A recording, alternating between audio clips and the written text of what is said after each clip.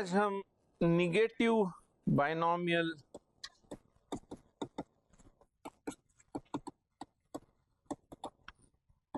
Distribution या negative binomial random variables की तरफ ध्यान देंगे। जैसे कि बाइनोमियल डिस्ट्रीब्यूशन में था, हमने देखा था कि हम एक ट्रायल में या तो सक्सेस होता है या फेलियर होता है। हम उसी बाइनोमियल ट्रायल को या बर्नौली ट्रायल को बार बार रिपीट कर रहे हैं और उसके बाद हम नंबर ऑफ ट्रायल्स फिक्स रहते हैं n, और n ट्रायल्स में हम देखते हैं कितने बार सक्सेस आ गया। तो निगेटिव बाइनोमियल डिस्ट्रीब्यूशन एक थोड़ा सा अलगाव है उसमें, लेकिन जो प्राइमरी चीजें हैं वो उसी तरह से है। तो निगेटिव बाइनोमियल एक्सपेरिमेंट को हम देखते हैं। इसको हम कह सकते हैं ऋण द्विपद बंटन, ऋण द्विपद परीक्षण को हम पहले लिख देते हैं। Negative binomial experiment. और इसके महत्वपूर्ण घटक कौन से हैं, कौन सी परीक्षण को हम निगेटिव बाइनोमियल परीक्षण कहेंगे। जैसे कि पहले था हमारे पास रिपीटेड ट्रायल्स है। एक ही चीज हम बार बार रिपीट कर रहे हैं। एक ही ट्रायल, एक ही तरह का ट्रायल हम बार बार रिपीट कर रहे हैं। हर ट्रायल में हमें पहले जैसे था, each trial results in either success S और F। अब ये हमारे लिए सिंबल्स ही है S और F, लेकिन जैसे कि इस थियरी में कहते हैं सक्सेस और फेलियर। हर ट्रायल में प्रोबेबिलिटी ऑफ सक्सेस सेम रहती है और उसको हम दर्शाते हैं स्मॉल p से, जबकि ये p का मान होगा 0 और 1 के बीच में। ये तो लग रहा है बाइनोमियल एक्सपेरिमेंट की तरह ही है। अलग उसमें इसमें क्या चीज अलग है, ये रिपीटेड ट्रायल हमने बाइनोमियल एक्सपेरिमेंट में कितने बार ट्रायल कर रहे हैं वो फिक्स किया था, n था उसमें। अभी हम ये फिक्स नहीं कर रहे कि कितने बार हम ये ट्रायल रिपीट करेंगे। So for a given positive integer, एक धन पूर्णांक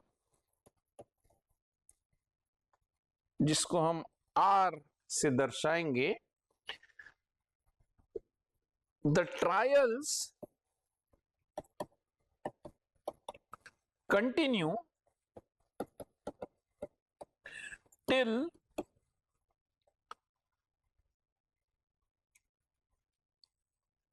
number of successes, number of SS is exactly R। इस तरह की एक्सपेरिमेंट, इस तरह का परीक्षण हमने पहले देखा है जब R की वैल्यू हमने ली थी 1। हम एक सिक्का जिसके दो परिणाम हो सकते हैं, सक्सेस हेड्स और टेल्स, हम ये उछालते रहे, बार बार उछालते रहेंगे। कोई भी दो उछाल एक दूसरे से स्वतंत्र रहेंगे।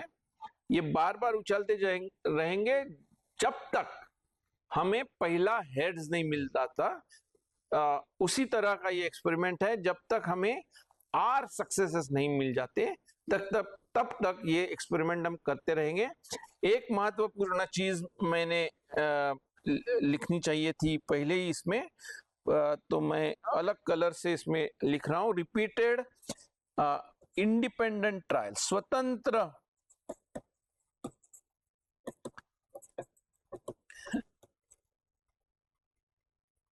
ट्रायल्स हम करते रहेंगे जब तक हमें एग्जैक्टली आर सक्सेसेस नहीं प्राप्त होते।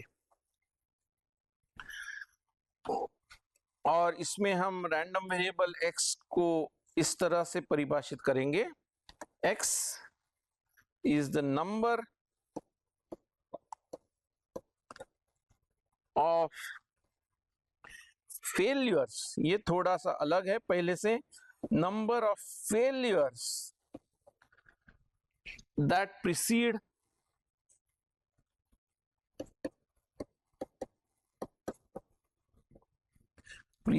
जो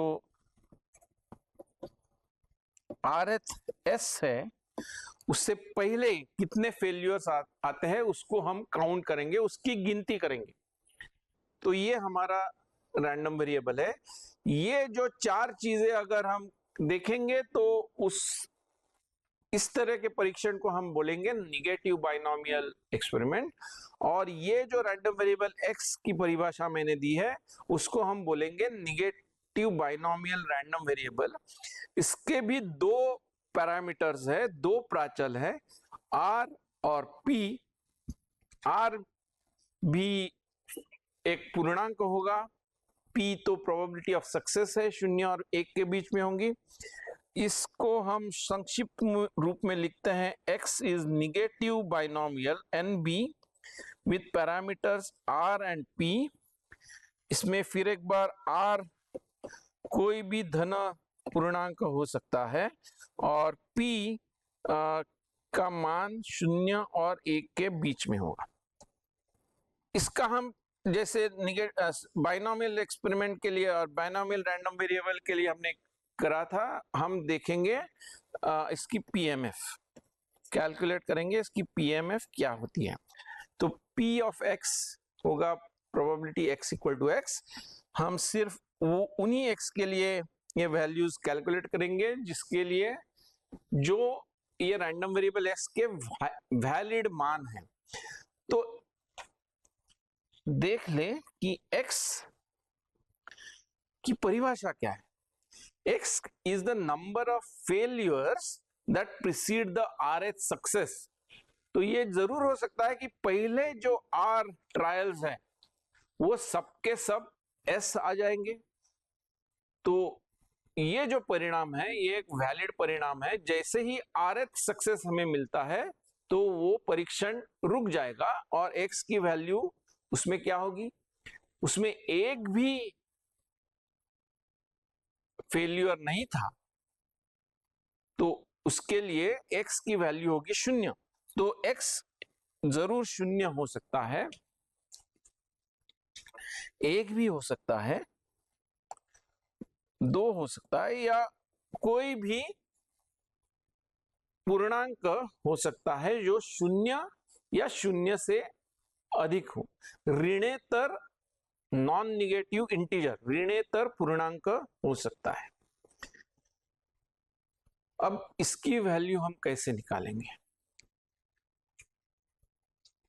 उसी तरह जिस तरह हमने बाइनोमियल डिस्ट्रीब्यूशन के PMF को डिराइव करा था, हम थोड़ा सा एनालिसिस कर लेते हैं।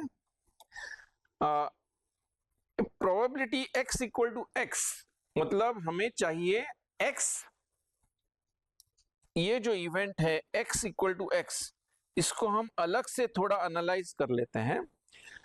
x equal to x, number of failures is x, number of f is x, number of successes कितने हैं वो तो फिक्स्ड है, वो तो पैरामीटर है इस डिस्ट्रीब्यूशन का, इस रैंडम वेरिएबल का प्राचल है, वो हमेशा फिक्स्ड रहेगा r। यदि हम निगेटिव बाइनोमियल RP की PMF हम पता कर रहे हैं तो नंबर ऑफ ट्रायल्स कितने हो गए, नंबर ऑफ ट्रायल्स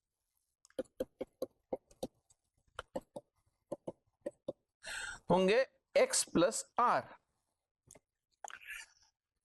तो अब तो हम थोड़ा उसी तरह के सिचुएशन में आ गए। हमारे पास x प्लस r ट्रायल्स है, उसमें से हमें चाहिए x फेलियर्स या r successes.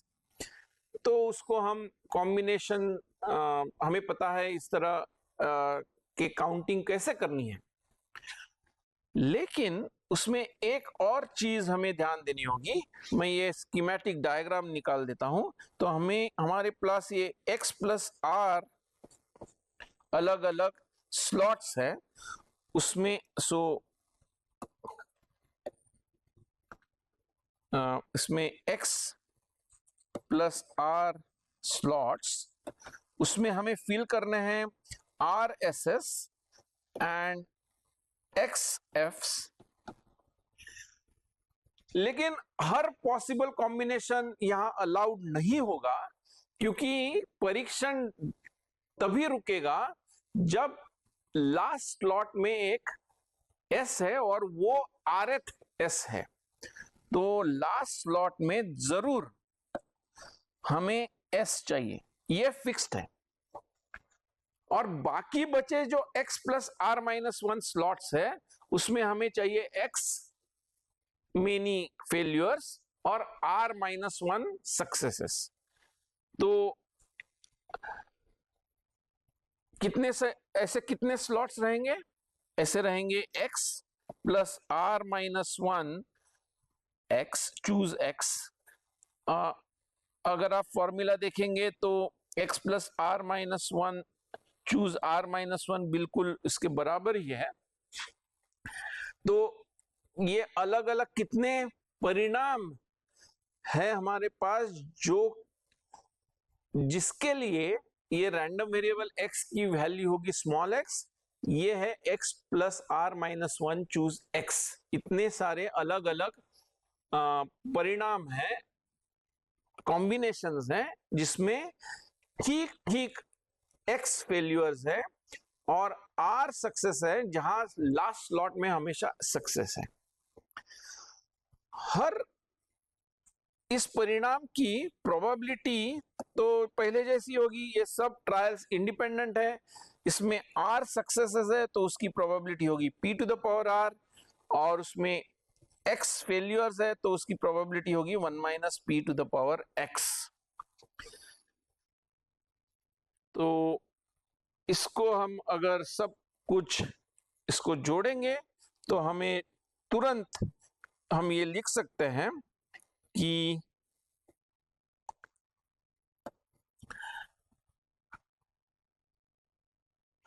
The PMF P of x which follows a negative binomial distribution, जिसके दो प्राचल r और p से दर्शाए जाएंगे, इज, हमने ऑलरेडी इसको डिराइव कर लिया है, x plus R minus one choose r minus one, p to the power r, 1 minus p to the power x। जबकि x वैल्यूज लेंगे 0, 1, 2 वगैरह वगैरह वगैरह।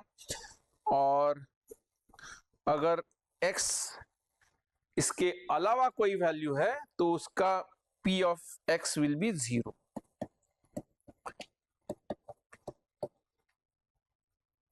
इसका जोड़ भी, अगर ये सभी x के लिए हम इन प्रोबेबिलिटीज को जोड़ ले तो इसका जोड़ भी 1 आता है। और जैसे कि बाइनोमियल डिस्ट्रीब्यूशन में जब हम जोड़ने गए तो हमने बाइनोमियल एक्सपेंशन को यूज किया था। इसको जब हम जोड़ते हैं तो ये एक उसी तरह का एक्सपेंशन आता है, लेकिन उसमें एक्सपोनेंट निगेटिव आता है। तो इसके लिए इसका नाम निगेटिव बाइनोमियल डिस्ट्रीब्यूशन रखा है। हम ये नहीं करने जाएंगे, मैंने सिर्फ ये आपको इंफॉर्मेशन दी है। और जैसे कि हमने बाइनोमियल डिस्ट्रीब्यूशन के एक्सपेक्टेड वैल्यू और वेरिएंस को डिराइव किया था, कुछ उसी तरह से हम निगेटिव बाइनोमियल रैंडम वेरिएबल्स के एक्सपेक्टेशन ऑफ वेरिएंस भी निकाल सकते हैं और डिराइव कर सकते हैं। मैं सिर्फ ये डायरेक्टली लिखूंगा। आप ये जो निगेटिव बाइनोमियल रैंडम वेरिएबल का प्रत्याशित मान होता है r, times 1 minus p divided by p, और वेरिएंस है r times 1 minus p divided by p square.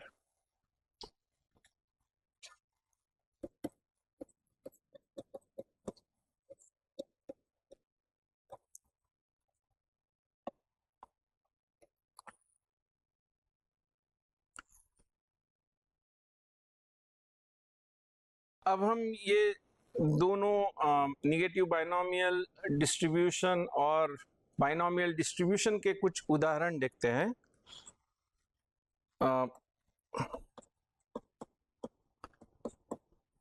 तो पहले उदाहरण में समझ लीजिए कि 20% 20% of all telephones of a particular type model are submitted for servicing in the warranty period, जिसका जो वारंटी पीरियड है उसमें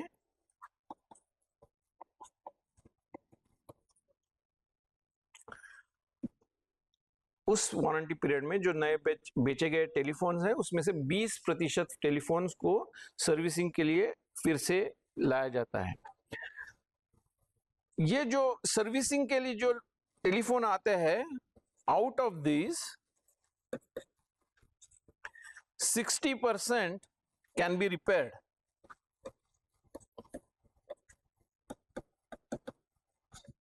और जो बाकी बचे 40% है वो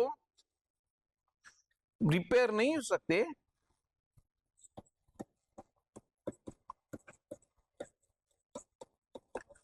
और उसके कारण वो रिप्लेस किए जाते हैं।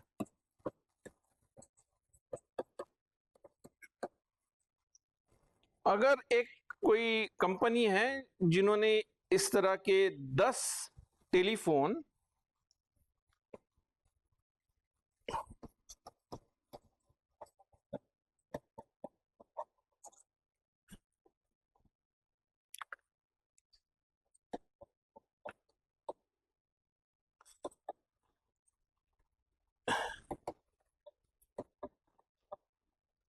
दस टेलीफोन्स खरीदती है, if a company purchases 10 phones,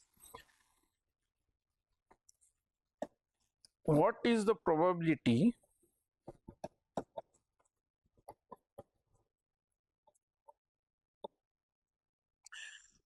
that exactly 2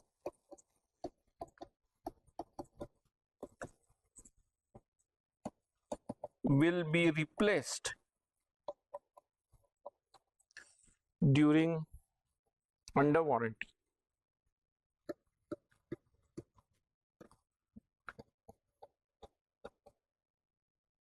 ये क्वेश्चन हमें आंसर करना है। तो आगे बढ़ने से पहले हम देखते हैं कि ये किस तरह का, किस ढांचे में आता है। अगर कोई ढांचे में आता हो तो हम, ये कंपनी ने 10 टेलीफोन्स खरीदे हैं, और हम सोच सकते हैं, मान सकते हैं कि ये जो 10 टेलीफोन्स हैं वो भिन्न अलग अलग मशीन्स हैं, तो एक दूसरे से स्वतंत्र रूप से काम करेंगे या सर्विसिंग के लिए जाएंगे या बेकार हो जाएंगे, जो भी है, लेकिन इंडिपेंडेंटली काम करेंगे। तो ये हम हर टेलीफोन को हम एक ट्रायल मान सकते हैं, और ये बार बार ट्रायल जो हम करते हैं उसको हम अलग अलग टेलीफोन्स मान सकते हैं। तो हम ये हर टेलीफोन को हम जांचेंगे, ये एक ट्रायल होगा, और उसको हम ऐसे 10 टेलीफोन्स है तो 10 ट्रायल्स हैं। तो ये एक बात हम देख सकते हैं। तो इस संदर्भ में हम एक रैंडम वेरिएबल को डिफाइन कर सकते हैं कि x is the number of telephones out of 10 that are replaced under warranty.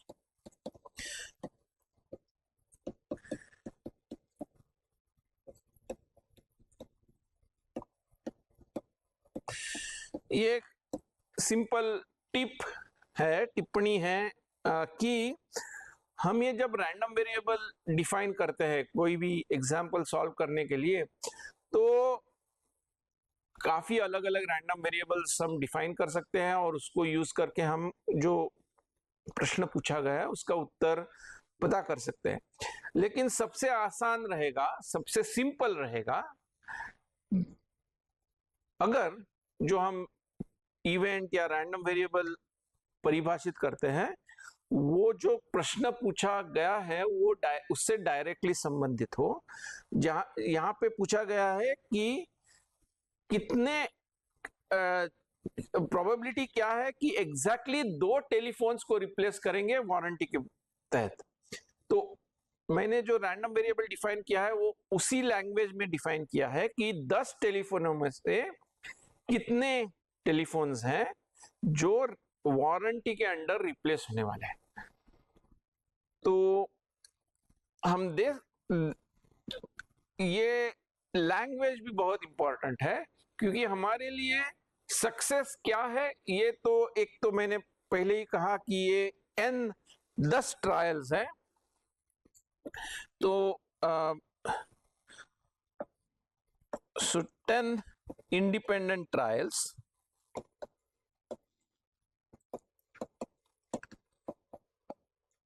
Her trial, her telephone या तो रिप्लेस होगा या नहीं होगा। तो हर ट्रायल एक बाइनोमियल ट्रायल है और या बर्नौली ट्रायल है, 2 ही परिणाम है, रिप्लेस और नॉट रिप्लेस। और हर ट्रायल में रिप्लेस होने की प्रोबेबिलिटी भी एक समान होगी। तो ये हो गया binomial experiment, binomial random variable. So x हम लिख सकते हैं एक बाइनोमियल रैंडम वेरिएबल है जिसका n की वैल्यू है 10 और जो प्रोबेबिलिटी ऑफ सक्सेस है p, उसको हमें पता करना है क्या है। वेयर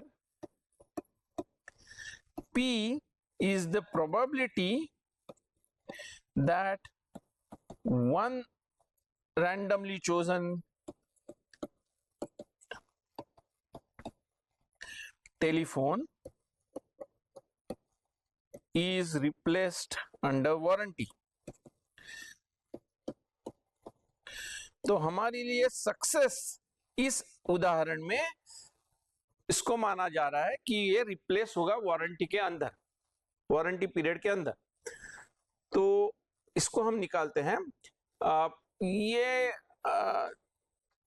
जो इंफॉर्मेशन दी गई है उसे हमें देखना पड़ेगा। ये p की वैल्यू क्या है, काफी अलग अलग नंबर्स दिए हैं। 20% of telephones of a particular model are submitted for servicing, servicing के लिए जाते हैं, और जो सर्विसिंग के लिए जाते हैं उसमें से 40% टेलीफोन्स रिप्लेस होते हैं। तो ये क्या 40 है, 0.4 है p की वैल्यू या कुछ और है? अगर टेलीफोन रिप्लेस होना है तो पहले तो सर्विसिंग के लिए जाना पड़ेगा, राइट। तो ये जो p की वैल्यू है हम उसको निकालने के लिए जो इंफॉर्मेशन दी गई है उसको हम फिर एक बार इस तरह से यूज करेंगे। मैं 2 इवेंट्स डिफाइन करने जा रहा हूं। Let A be the event that telephone is submitted for service।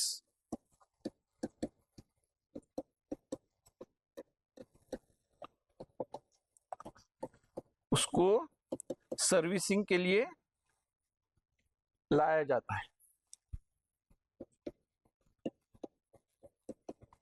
और इसकी प्रोबेबिलिटी हमें पता है, दी है 0.2 और बी बी द इवेंट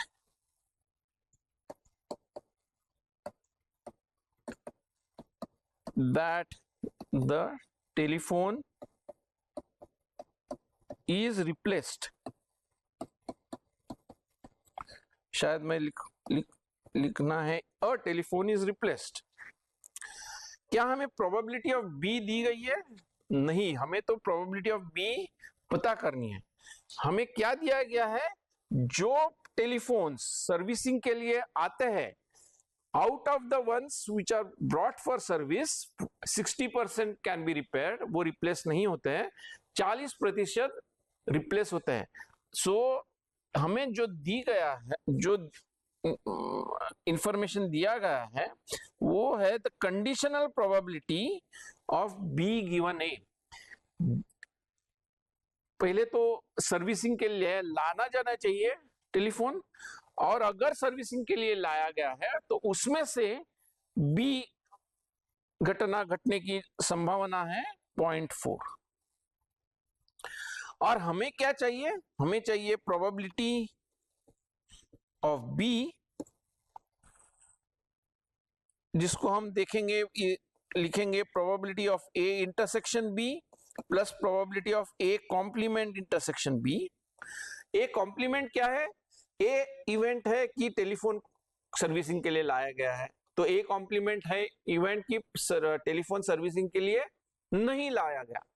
और अगर टेलीफोन सर्विसिंग के लिए नहीं लाया है तो रिप्लेस होने की बात बनती ही नहीं है, तो ये सेकंड टर्म तो जीरो है, सेकंड प्रोबेबिलिटी तो जीरो है। और ये जो पहला इंटरसेक्शन है उसको हम कंडीशनल प्रोबेबिलिटी और डेफिनेशन यूज करके इसको कैलकुलेट कर सकते हैं।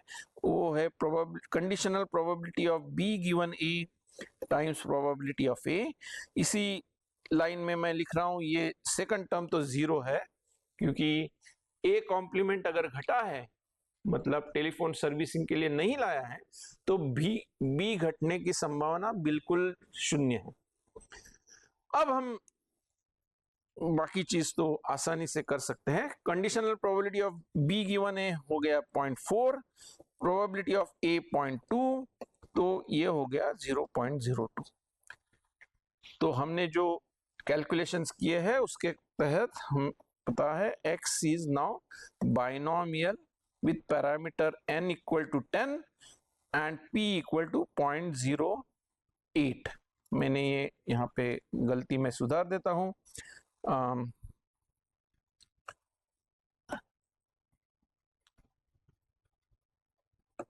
0.08।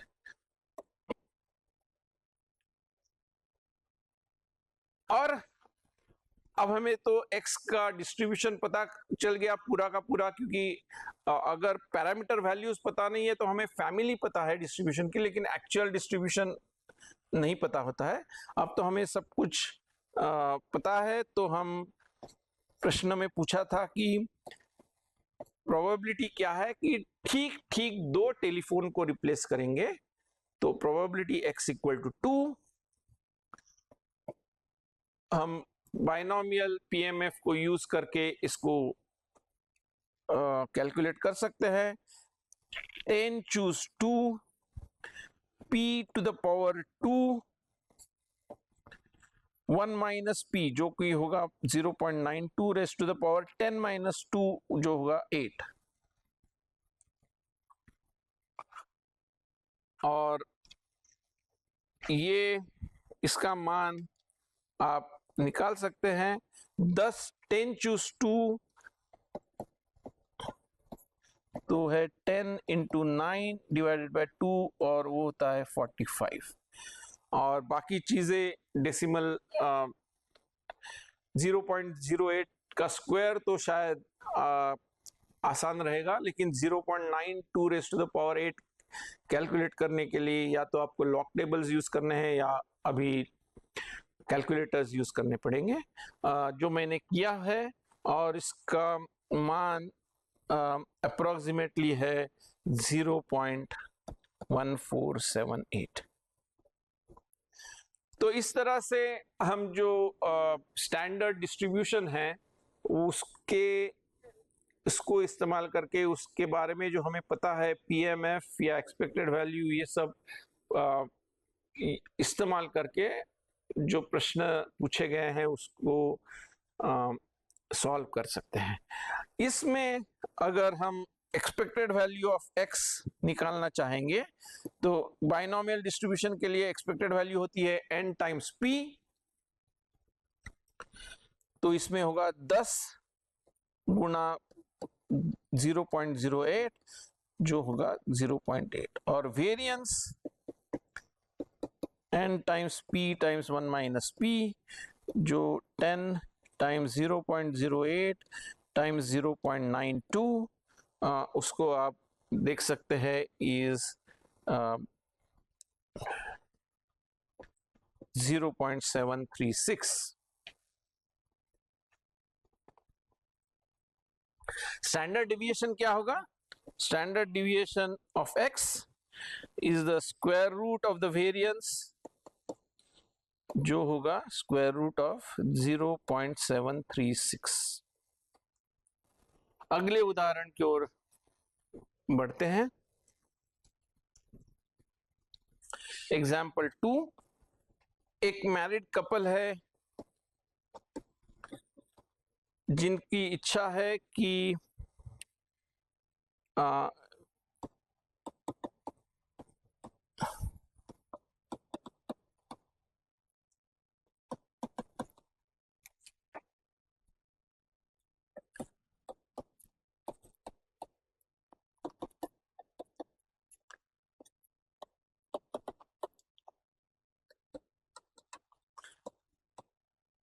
कि 2 बेटियां हों उनको, कोई भी न्यूबॉर्न के gender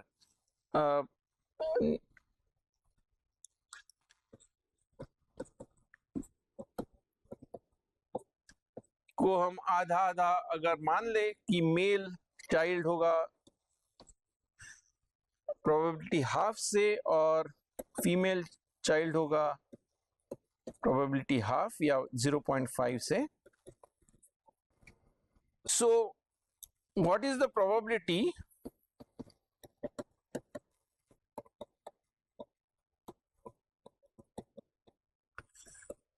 that the family will have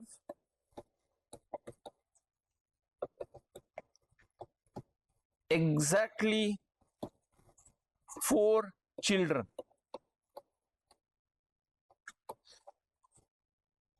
question क्या है? 4 चिल्ड्रन होने चाहिए, 4 बच्चे होंगे फैमिली में, जबकि उनको उन 4 में से ठीक ठीक एग्जैक्टली 2 बेटियां हैं।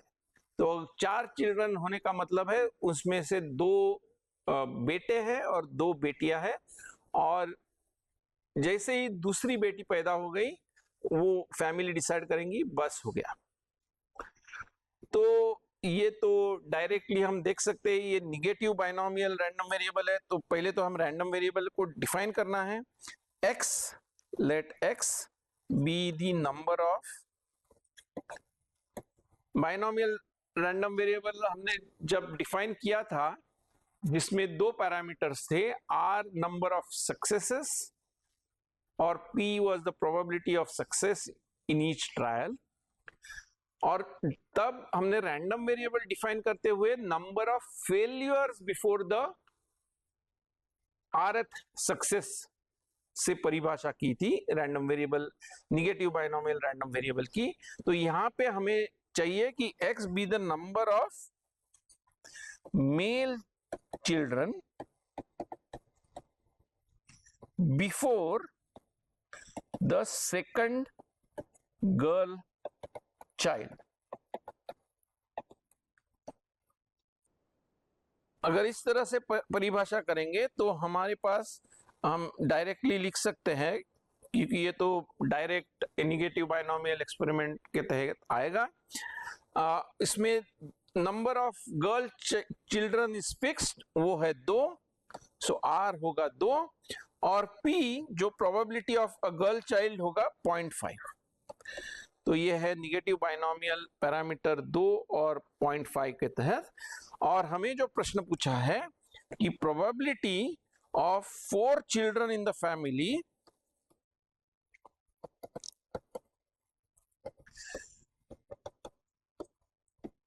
वो x के रूप में उसका इवेंट को कैसे दर्शाया जाएगा? वो होगा, अगर 4 बच्चे हैं और उसमें से 2 बेटियां हैं तो 2 बेटे होने चाहिए। तो हमें पता करना है प्रोबेबिलिटी x इक्वल टू 2, और हम निगेटिव बाइनोमियल पीएमएफ को यूज कर सकते हैं। वो होगा टोटल ट्रायल्स, अगर हम देखेंगे x plus r minus 1, choose r minus 1, p to the power r, 1 minus p to the power x minus x, जो होगा 2।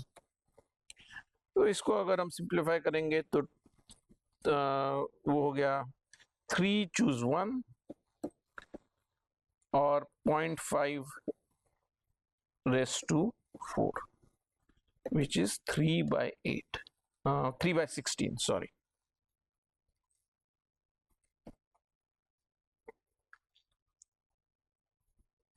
तो इस तरह से हम निगेटिव बाइनोमियल प्रोबेबिलिटीज को भी कैलकुलेट कर सकते हैं।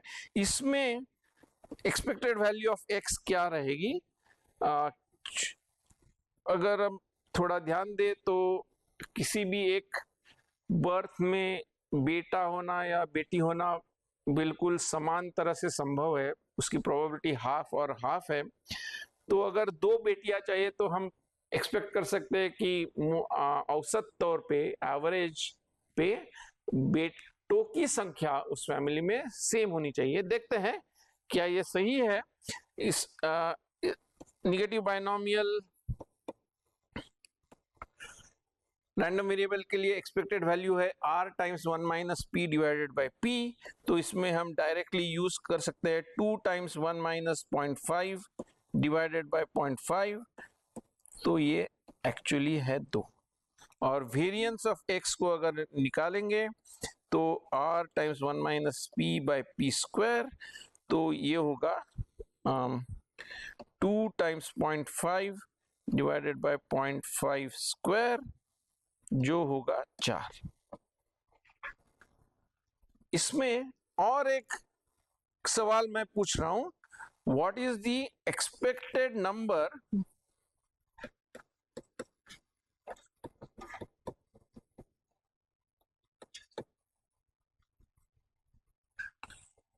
of children in the family? ये p वेरिएंस ऑफ x मैंने अभी नोटिस किया, ये p स्क्वायर होना चाहिए, तो करेक्ट लिया, कैलकुलेशंस तो ठीक करे हैं। What is the expected number of children in the family? अगर x की परिभाषा क्या है? x की परिभाषा है number of male children in the family. तो number of children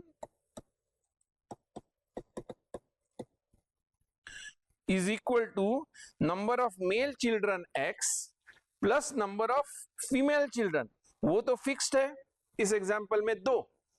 so number of children in the family is expect x plus 2। So therefore expected value of x plus 2 will be, जो expected value के properties हमने देखे हैं, will be expected value of x plus 2। Expected value of x अभी हमने calculate करा था, 2 plus 2 वो है 4। और वेरिएंस ऑफ x प्लस 2 क्या होगा? कोई भी रैंडम वेरिएबल में अगर हम कांस्टेंट ऐड करते हैं तो उसका वेरिएंस के ऊपर कोई भी फर्क नहीं पड़ता है, तो ये होगा वेरिएंस ऑफ x, जो हमने पहले ही कैलकुलेट किया है, वो है 4। हमने इस तरह के उदाहरण पहले देखे हैं जिसमें r की वैल्यू थी 1, number of trials till the first heads, लेकिन उसमें थोड़ा सा फर्क था। क्या था? तो ये है ज्योमेट्रिक डिस्ट्रीब्यूशन और ज्योमेट्रिक रैंडम वेरिएबल हम लिखते हैं x is geometric p if x is negative binomial 1 comma p, that is negative binomial with जिसमें प्राचल r का मान है 1। तो निगेटिव बाइनोमियल में इन जनरल हमें चाहिए कि हम एक्सपेरिमेंट करते रहेंगे जब तक कि हमें r सक्सेसेस नहीं प्राप्त होते। ज्योमेट्रिक रैंडम वेरिएबल एक स्पेशल केस है जब हम r की वैल्यू है 1। ये हमने पहले भी देखा है। डायरेक्टली हम सो p of x negative binomial की पीएमएफ तो हमने पहले से पता कर ली है, तो उसमें r इक्वल टू 1 अगर हम डालेंगे तो डायरेक्टली हमें ये पता चल जाएगा। तो इसकी जो आप चेक कर लीजिए एक्सरसाइज के तौर पर, सिंपल चेकिंग है। इसका मान है p times 1 minus p to the power x, क्योंकि अगर एक ही सक्सेस है तो उसकी प्रोबेबिलिटी होगी p, और स्मॉल x मेनी फेल्यूर्स आ रहे हैं तो उसकी प्रोबेबिलिटी होगी 1 minus p to the power x। और इसमें कोई भी binomial coefficient n choose x या x plus r minus 1 choose r minus 1 की तरह नहीं दिखाई दे रहा है, क्योंकि ये जो x एक सक्सेस है वो जरूर एंड में होना चाहिए। तो उसमें एक ही परिणाम है जिसके तहत रैंडम वेरिएबल x की वैल्यू होगी स्मॉल x, जबकि पहले x मेनी ट्रायल्स में फेल्यूर है और आखिरी x प्लस 1th ट्रायल में सक्सेस है। और इसमें x की वैल्यूज होगी 0 1 2 डॉट डॉट डॉट। तो इसको हम बोलते हैं geometric random variable with parameter p। एक पैरामीटर होता है और ये स्पेशल केस है निगेटिव बाइनोमियल रैंडम वेरिएबल का। और एक्सपेक्टेड वैल्यू ऑफ x और वेरिएंस ऑफ x भी काफी आसानी से लिख सकते हैं, क्योंकि हमें निगेटिव बाइनोमियल के एक्सपेक्टेड वैल्यूज और वेरिएंस पता है। सिर्फ इसमें है कि r की वैल्यू 1, तो expected value of x will be 1 minus p divided by p, और वेरिएंस होगा 1 minus p divided by p square. लेकिन एक क्वेश्चनरी नोट मैं यहाँ पे दे रहा हूं। हमने इसी तरह के उदाहरण पहले देखे हैं।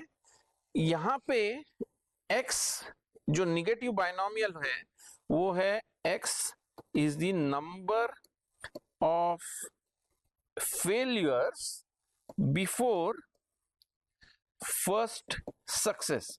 ज्योमेट्रिक के लिए एक ही सक्सेस होना चाहिए, तो फर्स्ट सक्सेस। पहले हमने जो देखा था वो था number of trials till the first success. तो एक और रैंडम वेरिएबल मैं डिफाइन करता हूं इसी ज्योमेट्रिक रैंडम वेरिएबल की तरह, y is equal to x plus 1, which is the number of trials till the first success। तो उसमें कैपिटल X मेनी फेलियर्स है और लास्ट ट्रायल सक्सेस है। तो number of successes is 1, number of failures is x, so number of trials is y। तो इसकी PMF तो हम डायरेक्टली लिख सकते हैं। ये जो रैंडम वेरिएबल है ये हमने पहले देखा था, और इसको भी कई किताबों में टेक्स्ट बुक्स में लिखते हैं। इसको भी ज्योमेट्रिक रैंडम वेरिएबल p से दर्शाते हैं। y is also sometimes called a geometric random variable। लेकिन इसकी पीएमएफ थोड़ी अलग होगी। इसमें x जो रैंडम वेरिएबल है नंबर ऑफ फेलियर्स वो कौन सी वैल्यूज ले सकता है, 0, 1, 2 वगैरह पूर्णांक लिख सकता है। y को नंबर ऑफ ट्रायल्स है तो कम से कम एक ट्रायल होनी चाहिए, तो p of y is probability y equal to y, मैं ये डिराइव कर रहा हूं, y कैपिटल Y क्या है, लेकिन कैपिटल Y तो है x प्लस 1, तो x plus 1 should be y, which means probability that the earlier random variable x should be y minus 1, और इसका PMF तो हमें पता है, ये होगा 1 minus P raise to y minus 1 times p, और इसमें y की वैल्यूज होगी 1, 2, 3 वगैरह। तो ये जो ज्योमेट्रिक रैंडम वेरिएबल है ये इसकी PMF इस तरह से होगी, और एक्सपेक्टेड वैल्यू और वेरिएंस तो डायरेक्टली यूज कर सकते हैं। Expected value of y will be expected value of x plus 1 which is 1 minus p by p plus 1, और उसको हम अगर सिंप्लीफाई करेंगे 1 minus p plus p divided by p which is 1 minus 1 by p, ये derivation हमने पहले किया हुआ है। और वेरिएंस ऑफ y ये तो चेंज नहीं होगा, जैसे अभी हमने कुछ ही समय पहले उदाहरण में भी देखा था, ये होगा वेरिएंस ऑफ x प्लस 1 जो होगा वेरिएंस ऑफ x, और वो होगा 1 minus P by P square.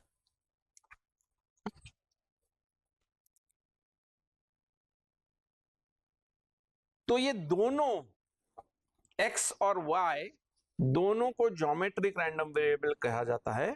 तो ये जरूरी होगा आपके लिए कि जब भी ये ज्योमेट्रिक रैंडम वेरिएबल आता है तब आप पता कर ले कि ये नंबर ऑफ ट्रायल्स हैं या number of failures before the first success है। दोनों रिलेटेड है एक दूसरे से लेकिन अलग अलग रैंडम वेरिएबल्स हैं। Thank you.